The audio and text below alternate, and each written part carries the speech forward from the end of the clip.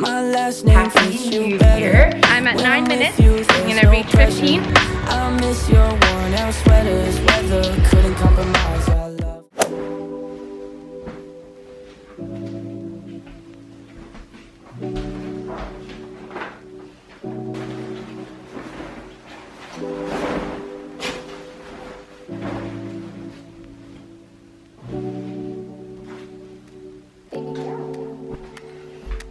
I think I've fallen for you, and I don't know why.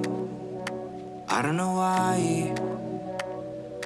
You love that summer rain and mid-July. Good morning, guys. I want to start off this video by saying Happy New Year. It is January 8th today. We are well into the new year now. I just want to give myself the first week to try to implement some of these goals that I'm going to share with you and just let you know how it's going, how I've kind of made it work into my schedule, all that stuff, which is why this video is just a little bit late. But I want to share with you guys my 2022 goals. Usually I don't like to call these resolutions because I'm not resolving anything. I just want to try to spend the year living a bit healthier, live in the moment more, and try to be just overall more productive as well. So I've put together these goals in no particular order. I chunked them into weekly, monthly, and yearly goals. I think last year I didn't really sit down and take the time to do this, and I really wish I did, so that at the end of 2021 I could have looked back and seen like, okay, which of these did I complete, which of these did I need to work on still. And just a little reminder is that with any habit, you're going to have to do it repetitively over and over again before it becomes a full habit. So just because you did it for a week every day doesn't mean it is a habit yet. You want to try to continue it for at least, I would say, a month before you can really say, I can do this without thinking about it and it's really part of my routine. I wrote it on my iPad last night.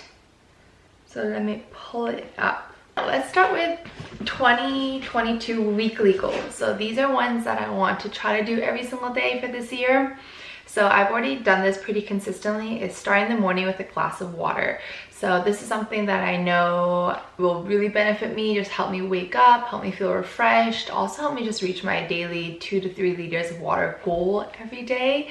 So one thing that I like to do before I drink my water is to make sure I rinse my mouth or brush my teeth. I do not want to chug a glass of water with like your morning, disgusting mouth. Number 2, this is probably going to be the hardest one for me, is wake up before 9 a.m. on weekdays. So because obviously I work for myself, I don't have a set schedule.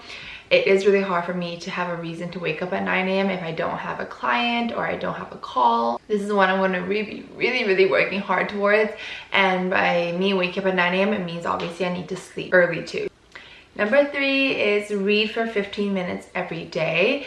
So I don't read. I actually just don't read, not because I hate it, but because it's not a priority. So at the end of the day when I'm tired, the last thing I'm going to do is pull up a book and read.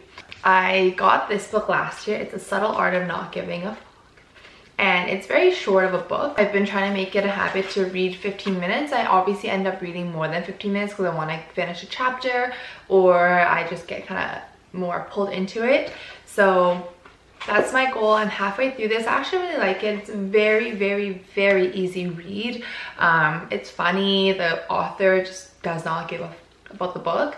Not in a bad way, but in more of like a, he's just putting his thoughts out there and it's up to you to interpret how you like it. So that's a book that I'm reading right now.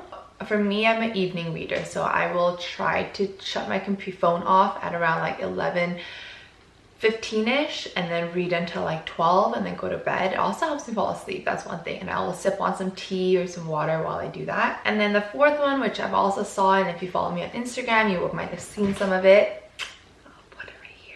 is do some form of daily movement. So this can come in any form really. It can be stretching, walking, running, working out, swimming, hiking, anything like that. So it's actually kind of harder than you think, but I really want to make a conscious effort of trying to do this.